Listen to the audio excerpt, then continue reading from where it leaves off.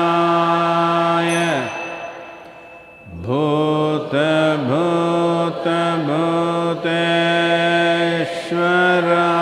भूतभूतभूतेश्वराय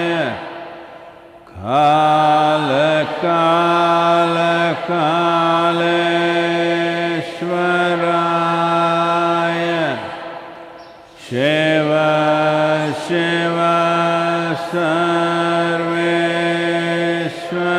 सर्वेश्वराय शम्भो शम्भो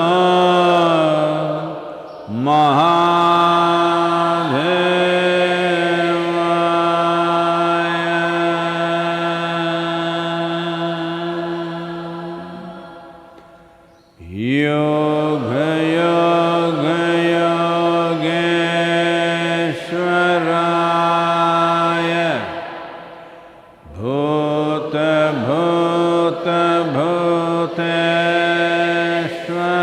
भूतभूतभूतेश्वराय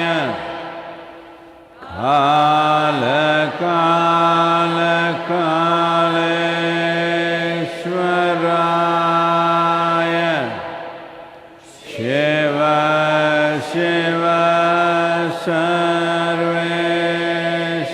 सर्वेश्वराय शम्भो शम्भो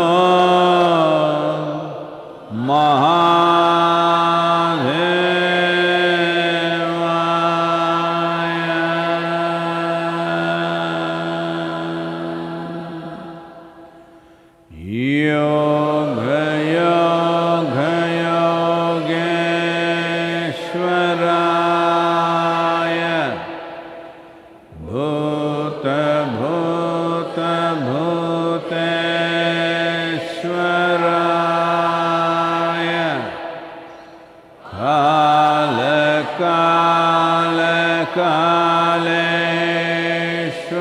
कालकालकालेश्वराय शिव शिव सर्वेश्वराय शम्भो शम्भो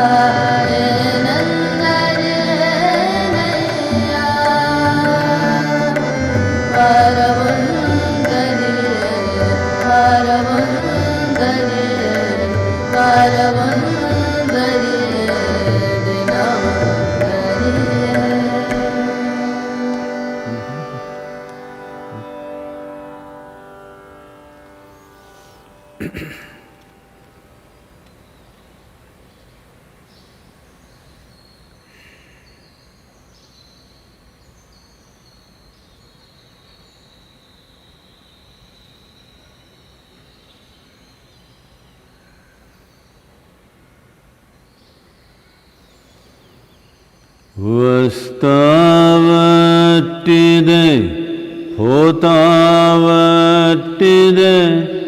ಆಸೆಯೆಂದು ಕಂಟ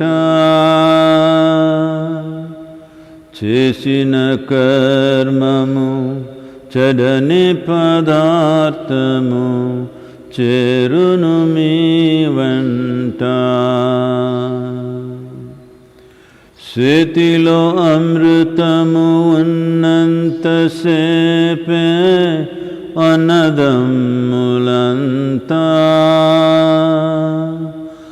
ఆగాధంపై పోయేనాడు ఎవరు రారు వెంట వస్తావట్టిదే పోతావట్టిదే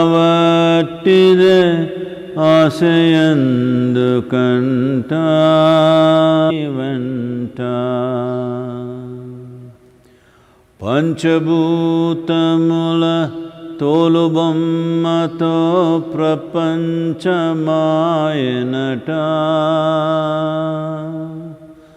అంతము వరకు కించదాసతో పెంచెను జగమంతా వస్తావట్టిదే పోతావట్టిదే ఆశయందు కంట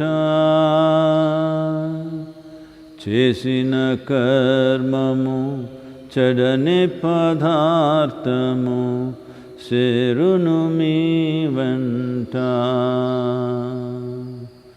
చేరును మీ వెంట.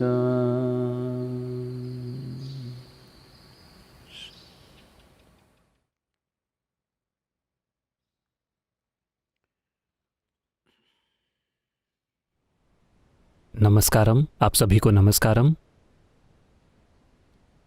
तो जैसा कि आप जानते हैं, लॉकडाउन लंबा कर दिया गया है। मूल रूप से इसका मतलब है कि हमने पर्याप्त कड़ाई के साथ लॉकडाउन नहीं किया था, इसीलिए इसका विस्तार किया गया है। वरना अगर पूरी दुनिया ने सहयोग किया होता, हर एक इंसान ने, तो 14 दिनों का लॉकडाउन इसे खत्म कर सकता है। लेकिन जब हर कोई कर रहा है, वहाँ एक आज़ाद उग्र व्यक्ति होगा जो ये दिखाना चाहते हैं कि वो कितने विवशता भरे तरीके से आज़ाद हैं, और वो कुछ ना कुछ करते रहेंगे। इन कुछ लोगों की वजह से लॉकडाउन, परिस्थिति की जांच, और फिर से लॉकडाउन, और फिर से लॉकडाउन, अगर हर कोई साथ में करे तो 14 दिनों में इसे खत्म हो जाना चाहिए। तो क्योंकि हम अभी भी अपने विकास पर काम कर रहे हैं,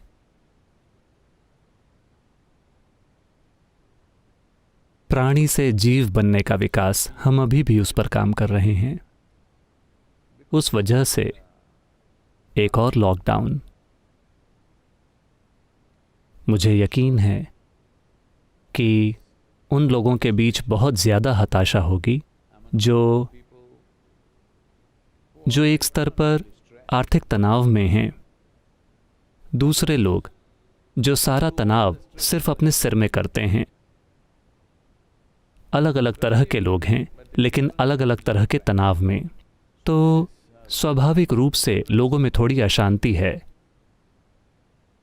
क्योंकि खासतौर पर भारत में शायद किसी भी दूसरे देश के मुकाबले हमें ये कहना होगा कि इस देश के नागरिकों ने किसी भी दूसरे की तुलना में बेहतर काम किया है। लॉकडाउन की प्रभावशीलता के संदर्भ में। अभी सारा का सारा इन्फेक्शन भारत के केवल कुछ हिस्सों में ही सीमित है। वायरस जो कुछ भी कर रहा है, उसकी संख्याओं के पूरे विवरण को देखें तो उसका करीब 20% इन्फेक्शंस की संख्या और मौतों की संख्या दोनों के मामले में 20% सिर्फ मुंबई में है। अगर आप मुंबई, अहमदाबाद और दिल्ली को मिलाते हैं तो ये 60% है। मुट्ठी भर जिलों में अगर आप करीब 14 जिले लेते हैं तो करीब 85%। बाकी का देश मोटे तौर पर इससे मुक्त है। इसका मतलब है कि उन्होंने लॉकडाउन का काम अच्छे से किया है। पुलिस को धन्यवाद, डॉक्टरों को धन्यवाद, लेकिन सबसे बढ़कर सभी नागरिकों को धन्यवाद जिन्होंने उस अनुशासन को बरकरार रखा और इस वायरस को इस विशाल जनसंख्या में बड़े पैमाने पर फैलने नहीं दिया। लेकिन फिर भी सरकार को ये सबसे ज्यादा अलोकप्रिय निर्णय लेना पड़ा, जो कि सामाजिक, राजनीतिक और आर्थिक रूप से बहुत नुकसान करने वाला निर्णय है। लेकिन उन्हें ये निर्णय लेना होगा क्योंकि ये कुछ शहर जहां ये सबसे ज्यादा संख्या में हैं, अगर आप उन्हें खुली छूट दे देते हैं तो अगले 1 या 2 महीनों में वो पूरे देश को इन्फेक्ट कर देंगे। तो हम फिर से इस प्रक्रिया में जा रहे हैं। ये लोगों के लिए दर्दनाक है, देश के लिए बहुत दर्दनाक है। इसके बावजूद हम इसे कर रहे हैं और मुझे इसकी सराहना करनी होगी। जहां ज्यादातर हम हमेशा शिकायत करते रहे हैं कि इस देश में सरकारें जनता को लुभाने वाले निर्णय लेती हैं, भले ही लंबे समय में उसका बुरा असर हो। सौभाग्य से वायरस के मामले में वो पूरी तरह से समझदारी भरे निर्णय ले रहे हैं, जो निश्चित रूप से जनता को लुभाने वाले नहीं हैं, जो लोकप्रिय भी नहीं हैं, लेकिन वो ये निर्णय ले रहे हैं। केंद्र सरकार भी और लगभग हर राज्य की सरकार भी। और सबसे अच्छी बात यह है कि निचले स्तरों पर भी, जिले, तालुक और गांव के स्तर पर, उस स्तर पर भी ऐसा लगता है कि नेतृत्व और प्रशासन इसे बिल्कुल ठीक तरीके से समझ रहे हैं और वो बहुत अच्छा काम कर रहे हैं, जो वाकई शानदार है।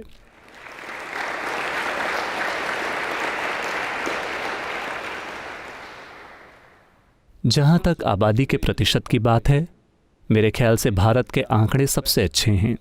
हमारी जितनी ज़्यादा आबादी है, हमारे यहाँ जितने इन्फेक्शन हैं और हमारे यहाँ जितनी मौतें हुई हैं, अभी हमारे आंकड़े सबसे अच्छे हैं। हमें वहीं बने रहना चाहिए और इसीलिए लॉकडाउन किया गया है। तो मुझे पता है कि 4 मई को जश्न मनाने के कई सपने हवा में उड़ गए हैं। वैसे 17 या 18 तारीख को भी आपको उस तरह के जश्न के बारे में नहीं सोचना चाहिए। आपको ताली बजाने के बारे में सोचना चाहिए।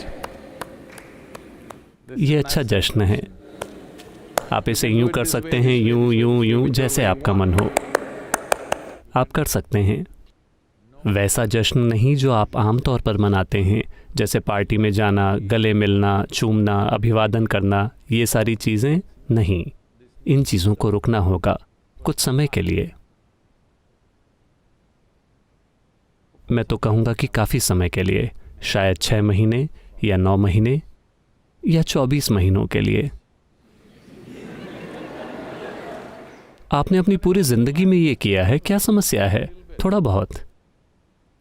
ये सारी ऐसी चीजें हैं जिन्हें आपने अपने सिर में बनाया है और आप सोच रहे हैं कि कुछ गलत हो रहा है। कुछ भी गलत नहीं हो रहा है। आप स्वस्थ रहेंगे, आप खुशहाल रहेंगे। यहाँ तक कि आध्यात्मिक साधना भी खुद को बहुत अच्छे से स्थापित कर लेती है अगर आप लोगों से शारीरिक दूरी बनाकर रखते हैं। ये एक आध्यात्मिक साधक के लिए बहुत अच्छा है कि थोड़ी दूरी हो। ये बहुत अच्छा है क्योंकि आध्यात्मिकता का एक आयाम है अपनी खुद की ऊर्जाओं को इस तरह से व्यवस्थित करना मानो ये कवच की तरह है और आप जहाँ भी जाते हैं ये आपके साथ चलता है। क्योंकि ये सिर्फ वायरस के संपर्क में आने या न आने के बारे में ही नहीं है। इसका उद्देश्य है कि आप कोई नया ऋणानुबंध नहीं उठाना चाहते। आप हर जगह से गैर ज़रूरी कार्मिक तत्व नहीं उठाना चाहते। तो आप में से वो लोग जो आध्यात्मिक खोज में हैं, या आप में से वो लोग जो ऐसा कुछ नहीं कर रहे हैं, उसे करने का समय अब आ गया है। क्योंकि अध्यात्म स्वर्ग जाने के बारे में नहीं है, बल्कि भीतर मुड़ने के बारे में है। अगर आप भीतर मुड़ते हैं तो मुझे क्या मिलेगा? सब कुछ। क्योंकि हर वो चीज़ जो आपने कभी भी जानी है, आपकी खुशी और गम, आपके सुख और दुख, आपकी पीड़ा और आनंद, चाहे वो कुछ भी हो, हर चीज़ सिर्फ आपके भीतर ही हुई है। अगर स्वर्ग घटित होता है, अगर आप अपने भीतर अनुभव करते हैं, सिर्फ तभी उसका अस्तित्व है, वरना आपके लिए उसका कोई अस्तित्व नहीं है। आप जिसका अनुभव नहीं करते, आपके लिए उसका अस्तित्व नहीं है। बात इतनी ही सरल है। तो इसका उद्देश्य है भीतर की ओर मुड़ना और इसे इसकी संपूर्ण क्षमता तक ले जाना। अगर आप इसे इसकी संपूर्ण क्षमता तक ले जाते हैं तो मुझे क्या मिलेगा? आपको जीने मिलेगा। वरना इस शरीर की संरचना में, जहां जीवन और मृत्यु दोनों एक साथ घटित होते हैं, ये एक जीती जागती मौत है। आप इस जीवन का अनुभव मौत की तरह करते हैं या जीवन की तरह, ये इससे तय होता है कि आपके भीतर जीवन ऊर्जाओं का कितना विकास हुआ है। जब मैं कहता हूं कि आप इसका अनुभव जीवन की तरह करते हैं या मौत की तरह, तो इसका मतलब ये है कि आप डर में हैं, ये एक तरह की मौत है। घबराहट एक और तरह की मौत, तनाव एक और तरह की मौत। आप ज्यादातर समय मर रहे हैं या आप ज्यादातर समय जी रहे हैं, ये चीज आप तय कर सकते हैं। आपको और क्या दिया जाए? आपको एक गोल्ड मेडल चाहिए? तो अगर आपको एक गोल्ड मेडल चाहिए तो आप रख सकते हैं, लेकिन आपको उसे उठाकर रखना होगा। मैं सोच रहा हूं कि एक लॉकडाउन के अंत तक, अगर आप सभी इस लॉकडाउन को वाकई असरदार बनाते हैं, तो मैं आप सभी के लिए एक एक गोल्ड मेडल बनवाने की सोच रहा हूं। बात सिर्फ इतनी है कि आप सभी को उसे हर समय पहने रहना होगा। और चूंकि मैं बहुत उदार हूं, मैं आपको इस तरह का मेडल नहीं दूंगा। 25 किलो का gold medal, pure gold, pure gold. लेकिन आपको हर समय उसे पहने रहना होगा। आपको सोने का दर्द पता चल जाएगा। मैं कह रहा हूं कि हमारी प्राथमिकताएं पूरी तरह से गलत रही हैं। कोई 3 दिन पहले मुझे बता रहा था, अरे सद्गुरु, ये आदमी, इसका दिल सोने का है। मैंने कहा, मुझे ये पसंद नहीं है। मुझे धड़कने वाला दिल पसंद है, मुझे सोने का दिल पसंद नहीं है। सोने के दिल का मैं क्या करूंगा? नहीं सद्गुरु, आपका दिल भी सोने का है। मैंने कहा, नहीं, मैं कोई स्मारक नहीं बनना चाहता सोने के दिल वाला जो धड़कता नहीं है। मुझे मांसपेशियों का दिल पसंद है जो अच्छे से धड़क रहा है, स्थिरता से, आराम से। मुझे ये दिल पसंद है, मुझे सोने का दिल नहीं चाहिए। तो हमारे सिर में चीज़ें बिल्कुल उल्टी सीधी हो गई हैं। अगर एक बच्चा पैदा होता है, यहाँ तमिलनाडु में ये बहुत आम है, तंगमे तंगमे, यानी मेरा सोना, मेरा सोना, सोना सोना। तो आप सोच रहे थे कि गर्भ से सोने का ढेर निकलेगा, लेकिन आपको एक मांस का ढेर मिला। लेकिन मांस के साथ अच्छी बात यह है कि ये बड़ा होता है। सोने को तो आप पिघला देंगे, क्योंकि आप क्या करेंगे? मान लीजिए कि आप एक बच्चे को जन्म देते हैं जो सोने का बना हुआ है। आप क्या करेंगे? कोई हाथों को और पैरों को तोड़ेगा और उसे पिघला देगा। आप शायद पूरी चीज को एक साथ ना पिघलाएं, आप हिस्सों में करेंगे। ऐसा हुआ।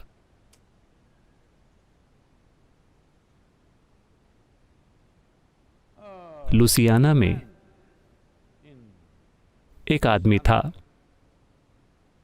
और एक दिन उसके घर में एक मेहमान आए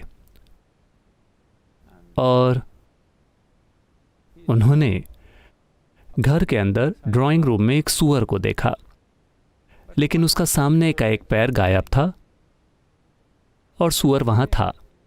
और जब फोन की घंटी बजी तो सूअर ने जाकर फोन उठाया। उसने कहा, नहीं, मिस्टर जॉनसन अभी व्यस्त हैं, इस आदमी ने देखा, क्या एक सूअर फोन पर बात कर रहा है? उसने कहा, हाँ हाँ, ये काफ़ी अच्छे से बात कर लेता है, ये मेरे इनकम टैक्स रिटर्न्स का भी ख्याल रखता है, ये बहुत अच्छा है, बहुत काबिल है। वाकई, हे भगवान, एक सूअर आपका रिसेप्शन का काम करता है, आपके सेक्रेटरी का काम करता है, आपके बही खाते देखता है, आपके इनकम टैक्स रिटर्न्स का ख्याल रखता है। वाह, ये तो गजब का सूअर है। लेकिन इसने अपना एक पैर कैसे खो दिया? उसने कहा, अरे यार, ये इतना कीमती सूअर है, इसे एक बार में ही पूरा का पूरा कौन खाना चाहेगा?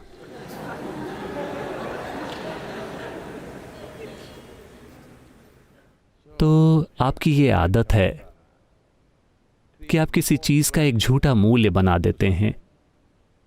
जो अभी हो रहा है, लोग अर्थव्यवस्था को लेकर पागल हुए जा रहे हैं।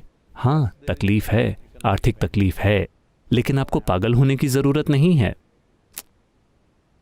कम से कम आपकी दुकान जलकर राख नहीं हुई है, आपके घर पर बम नहीं गिरा है, आपका ऑफिस टूटकर जमीन पर नहीं गिरा है।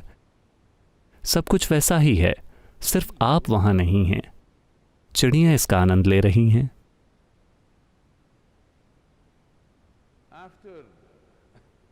हजारों साल यहाँ रहने के बाद अगर हम 6 हफ्तों के लिए वहां नहीं हैं, अगर हर चीज जो हमने बनाई है वो धराशायी होने वाली है, जो सभ्यता हमने बनाई है, तो मैं पूछ रहा हूं कि हमने कैसी घटिया सभ्यता बनाई है। यहां हजारों साल रहने के बाद 6 हफ्तों में हर चीज जो हमने बनाई है वो गायब होने वाली है। क्या होगा? दुनिया फिर वैसी कभी नहीं रहेगी। ये बहस हर जगह चल रही है। नहीं नहीं, ये रहेगी, बस थोड़ी। हम हमेशा ऐसा करते रहें, हमारे लिए कोई बदलाव नहीं है। हाँ, हम बड़े कार्यक्रम नहीं कर सकते, 8,000, 10,000, 25,000 लोग इकट्ठे नहीं हो सकते। कोई बात नहीं, कुछ समय के लिए ये ठीक है। हमें कई चीज़ों में बदलाव लाने होंगे जो हमने करने शुरू कर दिए हैं।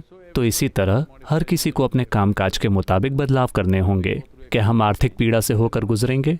बिल्कुल, हमें भी यहाँ भी काफ़ी आर्थिक पीड़ा से गुजरना होगा, क्योंकि हमें कई जिम्मेदारियां निभानी हैं हर हालत में। लेकिन किसी दिशा से कोई आमदनी नहीं है। ये बात सच है कई संस्थाओं के लिए, शिक्षा संस्थान, व्यापार, छोटे व्यापार, बड़े व्यापार और खुद सरकार भी। कोई आमदनी नहीं है। तो एक महत्वपूर्ण चीज़ है कि कृषि को जारी रखना होगा, ताकि अगर आपके पास पैसे न भी हों, हमारे पास भोजन होगा,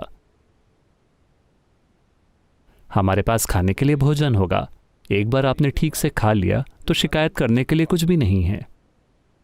हाँ, इस संस्कृति में, तमिलनाडु में, अगर आप किसी गांव में जाते हैं तो वो ये नहीं पूछेंगे कि आप कैसे हैं, वो पूछेंगे साप्टिंगला,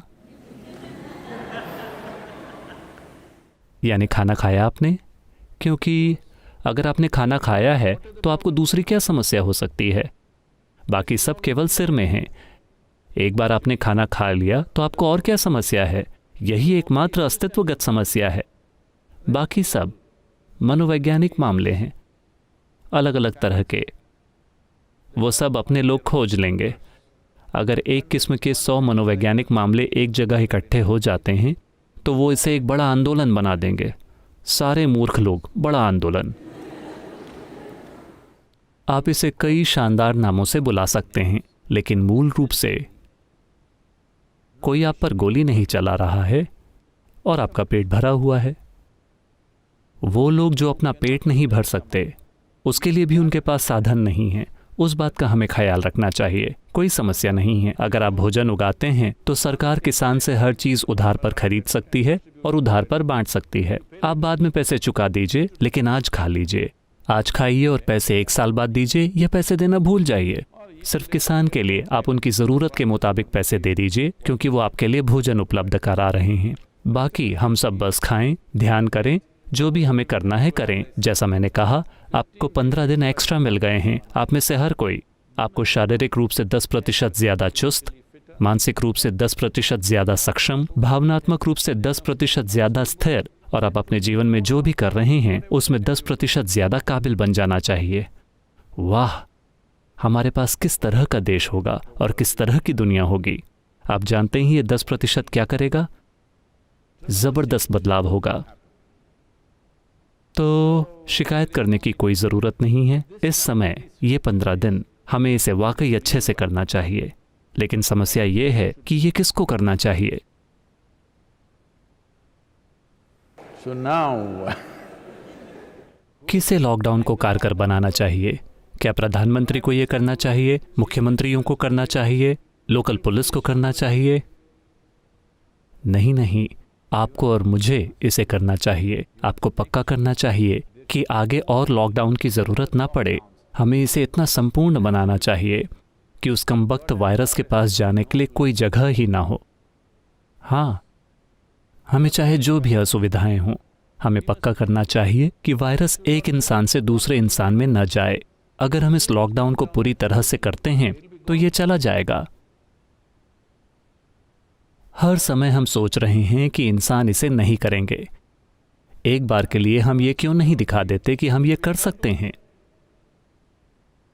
अगर हम इसे करते हैं तो जितनी जल्दी संभव हो हम अपनी गतिविधियों में वापस जा सकते हैं, उसे फिर से बना सकते हैं। जो भी हमने खोया है, इस जगह को जीने योग्य बना सकते हैं।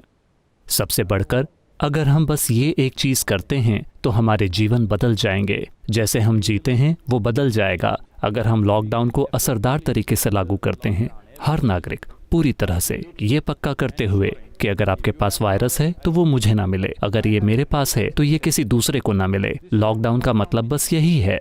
लॉकडाउन का मतलब ये नहीं है कि आपको अपना मुंह बंद रखना है। आप बोल सकते हैं, हेलो, अगर आप योग केंद्र आते हैं तो हम इसे भी बंद कर देंगे। अब लॉकडाउन का मतलब ये नहीं है कि आपको अपना मुंह बंद रखना होगा। आप जितना चाहे बकबक कर सकते हैं। वैसे भी आपके पास एक फ़ोन है और वायरस फ़ोन के माध्यम से यात्रा नहीं करता है, इसकी गारंटी है। केवल एक ही चीज़ है, अगर ये आपके पास है तो मुझे नहीं मिलना चाहिए, अगर मेरे पास है तो किसी और को नहीं मिलना चाहिए। बस लॉकडाउन का यही मतलब है। ऐसा मत सोचिए कि ये कुछ महान प्रक्रिया हो रही है। इस सब का मतलब सिर्फ यही है कि वायरस को आपसे ट्रांसपोर्टेशन नहीं मिलना चाहिए। अगर हम में से हर कोई इसे पूरी तरह से अपना लेता है तो काम हो जाएगा। 15 दिन। हर व्यक्ति को, यहाँ तक कि छोटे स्तर का काम करने वाले लोगों के पास भी 15 दिनों का भोजन तो होगा। राशन दिया जा रहा है। अगर किसी के पास वास्तव में कुछ भी नहीं है तो बहुत सारे लोग हैं, जिसमें हम भी शामिल हैं। पूरे देश में बहुत बड़े पैमाने पर बहुत सारे लोग भोजन प्रदान कर रहे हैं। तो किसी को भी भूखा रहना पड़े, इसकी 21वीं सदी में ज़रूरत नहीं पड़ेगी, क्योंकि ट्रांसपोर्टेशन मौजूद है, पहुंच है और कम्युनिकेशन है। हम ये पक्का कर सकते हैं कि कोई भी भूखा ना रहे। तो एक बार पेट भर गया, साप्टिंगला, इसके बाद और क्या? खाना खा लिया, बस हो गया, क्योंकि भोजन अस्तित्वगत मुद्दा है। एक बार उसकी व्यवस्था हो गई तो बाकी सब केवल मनोवैज्ञानिक बकवास है। उससे निपटना सीख लीजिए। ये 15 दिन आपके लिए एक अभूतपूर्व समय बन सकता है कि आपको सक्षम बनना चाहिए किसी भी तरह की परिस्थिति से निपटने के लिए जो हमारे जीवन में आएगी। इस चीज़ को सीखने के लिए ये एक अच्छा समय है। ये बहुत महत्वपूर्ण है। दुनिया की दिशा अपनी ज़रूरतों के मुताबिक तय करने की कोशिश मत कीजिए। आप इस तरह बन जाएं कि दुनिया में जो कुछ भी हो रहा हो आप फिर भी अच्छे से रहें। खुद को ऐसा बनाना कि आप इस दुनिया में रहने के लिए फिट हैं, ये ज़्यादा महत्वपूर्ण है, बजाय इसके कि आप दुनिया को नए रूप में ढालने की कोशिश करें ताकि वो आपके लिए फिट हो, ताकि वो आप में फिट हो जाए। ऐसा कभी नहीं होने वाला। आपको इस तरह से बनना चाहिए कि दुनिया जिस भी तरह से हो आप उसमें फिट होंगे और फिर भी अपना सर्वश्रेष्ठ करेंगे। ये सीखने के लिए एक अच्छा मौका है। ये एक सॉफ्ट लर्निंग है।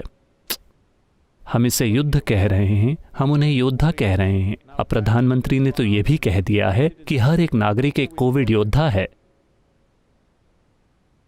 योद्धा यानी जो लगातार नश्वरता का सामना कर रहा है, इसीलिए हर कोई उनके सामने झुकता है क्योंकि वो अपनी इच्छा से बाहर निकलता है और अपने जीवन को जोखिम में डालता है। वो किसी भी पल मर सकता है। युद्ध का यही मतलब है। अगर ये हिंदी फिल्मों की तरह होता या किसी भी फिल्म की तरह कि हम एक युद्ध लड़ते, हम आप सभी को मार देते और फिल्म के अंत में आप सभी खड़े होते और चले जाते, तो युद्ध एक बढ़िया चीज़ है। समस्या सिर्फ ये है कि लोग अपनी जान गंवा देते हैं। इसके बारे में यही भयानक बात है। तो यहां एक युद्ध चल रहा है। कोई भी आप पर गोली नहीं चला रहा है। आपका घर नष्ट नहीं होने वाला है। कुछ भी नहीं होने वाला है। आपको बस इतना करना है कि किसी भी दूसरे इंसान से 6 फुट की दूरी बनाए रखें 15 दिनों के लिए। ये पक्का कीजिए कि ये आपको ना मिले। अगर ये आपको मिल जाता है तो पक्का कीजिए कि ये किसी और को ना मिले। बस लॉकडाउन खत्म। आइए इसे संभव बनाएं। यह सवाल अशोक कुमार का है। नमस्कारम सद्गुरु, मैं जानना चाहता हूँ कि आखिर इस सृष्टि को क्यों बनाया गया है। अय्यो, मैंने नहीं बनाया। क्या वो मुझे दोष दे रहे हैं? और साथ ही जिसे बनाया गया है उसे आज़ादी भी नहीं दी गई है कि वो अपने खुद के अस्तित्व की प्रकृति को जान सके। जिसने बनाया है, ओह, बनाया गया है, बनाने वाला नहीं। ठीक है। अगर इसकी कोई संभावना नहीं होती कि आप अपने खुद के अस्तित्व की प्रकृति को जान सकें, तो मैं आपके साथ अपना जीवन क्यों बर्बाद करता?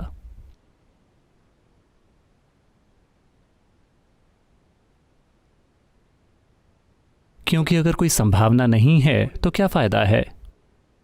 इससे कोई फर्क नहीं पड़ता कि आप किस तरह के बेवकूफ हैं, फिर भी एक संभावना है। इसी कारण ये कोशिश की जा रही है, वरना क्या फायदा है? आध्यात्मिक प्रक्रिया का यही अर्थ है कि आपने किसी भी जीवन को नकारा नहीं है, क्योंकि हर जीवन एक संभावना है। कोई ऐसा है, कोई ऐसा है, कोई वैसा है, कोई मूर्ख लगता है, कोई स्मार्ट लगता है, इससे कोई फर्क नहीं पड़ता। समाज ये नतीजे निकाल रहा है, लेकिन एक जीवन के रूप में इसके पास पर्याप्त बुद्धि है कि ये जिंदा रहे, क्योंकि जिंदा रहने के लिए इसे बहुत बुद्धि की ज़रूरत है। कितनी सारी चीज़ें काम कर रही हैं। एक या दो चीज़ें नहीं, लाखों करोड़ों चीज़ें हो रही हैं। अगर आपके पास जिंदा रहने के लिए बुद्धि है तो आपके पास जानने की बुद्धि भी है, लेकिन आपका ध्यान थोड़ा भटका हुआ है। आपने अपनी बुद्धिमत्ता का दोहन करना नहीं सीखा है, इसलिए ये आपको थोड़ा सिर दर्द दे रही है। अगर आपको सिर दर्द हो रहा है, जब मैं कहता हूँ सिर दर्द, तो सिर्फ वायरस वाला सिर दर्द ही नहीं, मैं ये कह रहा हूँ कि कोई चीज़ आपको परेशान कर रही है, यानी आपके पास खुद को परेशान करने के लिए पर्याप्त बुद्धि है। अगर आपको एक ऐसी समस्या का निर्माण करना आता है जो मौजूद नहीं है, तो मुझे बताइए, कुछ बनाने में ज़्यादा प्रयास और ज़्यादा सामान लगता है या कुछ न बनाने में ज़्यादा सामान लगता है? जाहिर है कि कुछ बनाने में। अपने दिमाग में इतनी सारी झूठी बातों को बनाने के लिए काफ़ी बुद्धि और प्रयास की ज़रूरत पड़ती है, लेकिन ये एक तरीका है।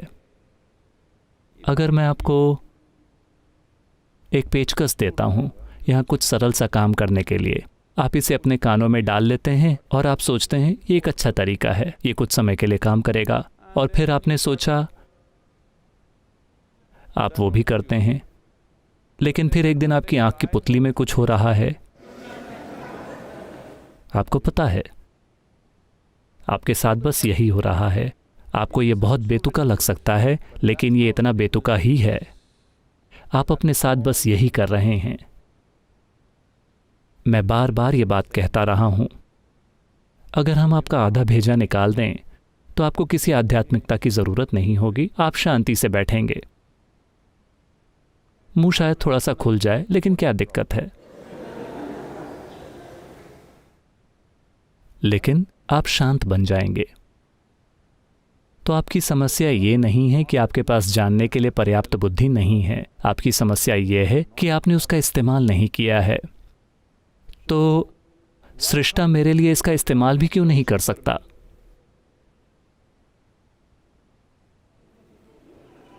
ये कैसे होगा? हमने आपको एक घोड़ा दिया और हमने आपको उस पर सवारी करने के लिए 2 पैर दिए। नहीं नहीं, आप मेरे लिए इसे क्यों नहीं चला सकते? ये क्या बात हुई? आप वो तब कर सकते हैं जब आप अजन्मे बने रहें। सृष्टा हर चीज का ख्याल रखेंगे। सृष्टि का स्रोत हर चीज का ख्याल रखता है। अगर आप यहां नहीं हैं तो चूंकि आप यहां हैं, आपको निभाने के लिए एक भूमिका दी गई है। यहां तक कि एक छोटी सी चींटी भी, ये चींटी एक समस्या है। कुछ लोग मेरे चींटी और इंसान के उदाहरण के बारे में टिप्पणी कर रहे हैं, क्योंकि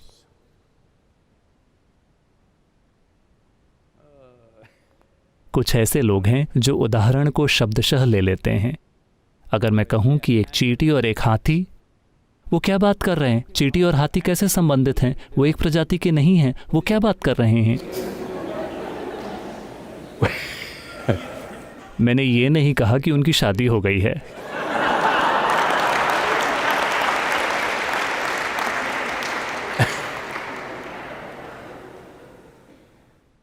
तो भले ही आप सबसे छोटे प्राणी को लें, चींटी से कहीं ज़्यादा छोटे प्राणी भी मौजूद हैं।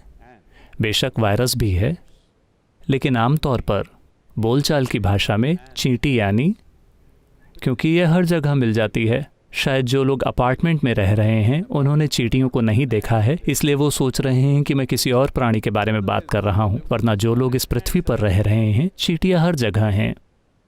तो एक छोटा सा प्राणी, और आप अगर आप इसे देखते हैं तो चींटी भी अपनी खुद की चीज़ें करना चाहती है अपने ही तरीके से। उसके पास जो छोटा सा दिमाग है, उससे वो अपनी खुद की चीज़ें करना चाहती है। वो कहीं जा रही है, आप उसका रास्ता रोक कर देखिए। मैंने महीनों बिताए इन चींटियों को समझने की कोशिश करते हुए, और मैं आश्चर्यचकित था उनकी समझ और उनके जीवित रहने का भाव देखकर।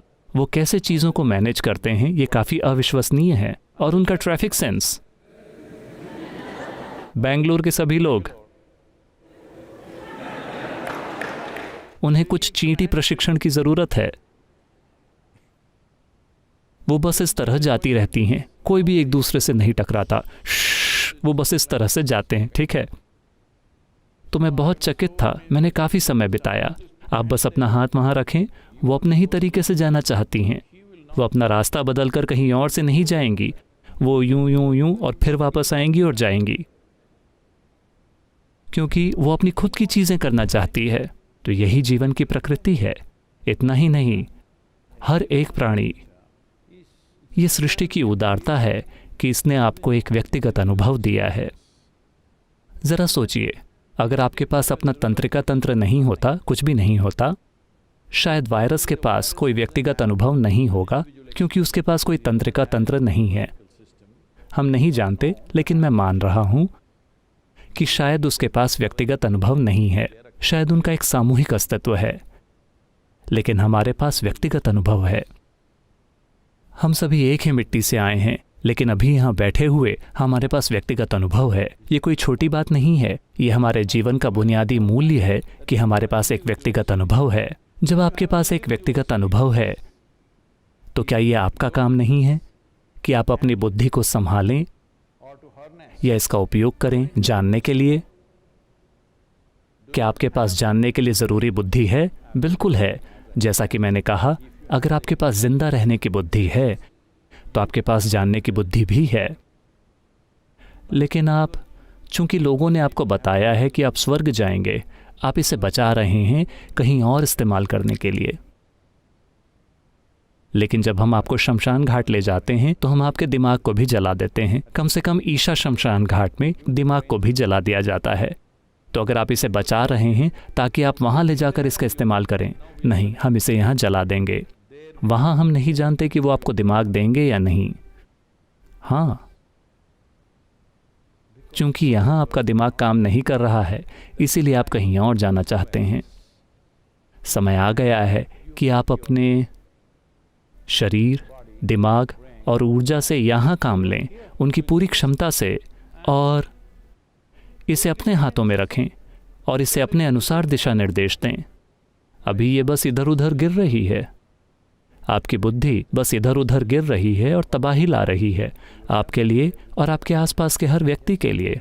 हाँ, तो ऐसा नहीं है कि सृष्टि ने आपको साधन नहीं दिए हैं, साधन हैं, आपको इसका उपयोग करना चाहिए। अगर आप इसका उपयोग नहीं कर रहे हैं, आप इसे अपने खिलाफ इस्तेमाल कर रहे हैं, लॉकडाउन लॉकडाउन लॉकडाउन, और आप अभी खुद को कोंच रहे हैं। अगर आप वास्तव में इसे देखें तो अगर आप मुझसे पूछें तो लॉकडाउन आपके जीवन में आपके साथ हुई सबसे बड़ी चीज़ है, क्योंकि 6-8 हफ्ते कब किसी को ऐसी छुट्टी मिली थी? अरे मैं कहीं नहीं जा सकता। बात वो नहीं है, आपके पास समय है, आप कितनी सारी चीज़ें कर सकते थे। आप अपने साथ और अपने आसपास के लोगों के साथ कितनी सारी चीज़ें कर सकते थे। आज मैं कुछ पुलिस अधिकारियों से बात कर रहा था, ये एक तरह की बातचीत थी। वो कह रहे थे कि यहाँ तक कि चेन्नई में भी इनकी संख्या, घरेलू हिंसा के मामलों की संख्या बढ़ रही है। चूंकि आप नहीं जानते कि कैसे होना है, आप एक दूसरे की पिटाई कर रहे हैं। ये सब बकवास है। ये वो लोग हैं जिन्हें आप अपना परिवार कहते हैं। All the best. अगर आप अपने परिवार को इस तरह से मैनेज करते हैं तो आपके लिए शुभकामनाएं। वो आपके प्रियजन हैं, इसलिए उन्हें थप्पड़।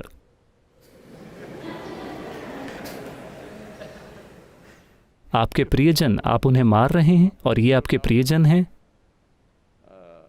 फिर तो शायद मच्छर भी आपका परिवार हो। निश्चित रूप से, इसीलिए आप उन्हें थप्पड़ मारते रहते हैं। समय आ गया है कि आप खुद से निपटना सीखें। आपको 15-16 दिन मिले हैं, ढेर सारा समय है। अगर आप कुछ और नहीं जानते तो कम से कम इनर इंजीनियरिंग ऑनलाइन कर लीजिए। कम से कम अपने विचार और भावना को संभालना सीख लीजिए। अगर आप अपनी ऊर्जा को संभालना नहीं सीखते, जो थोड़ा और समय ले सकती है, कम से कम अपने विचार और भावनाएं कि वो आपके अनुसार हों।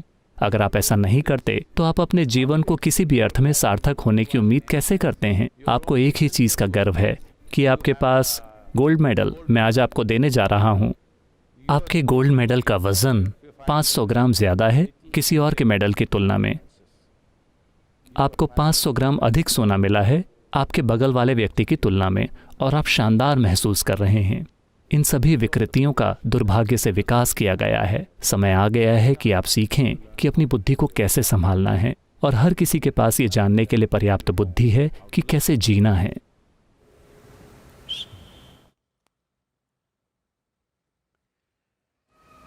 योग योग योगेश्वराय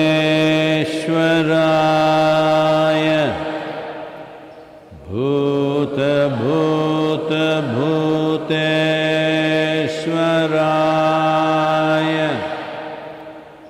काल काल कालेश्वराय शिव शिव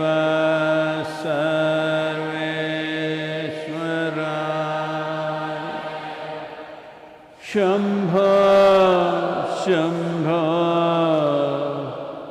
महादेवाय।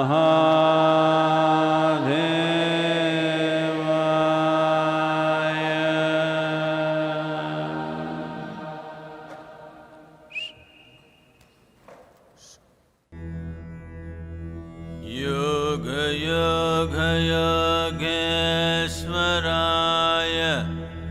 भूत भूत भूतेश्वराय काल काल कालेश्वराय शिव शिव सर्वेश्वराय शंभो शंभो महादेवाय।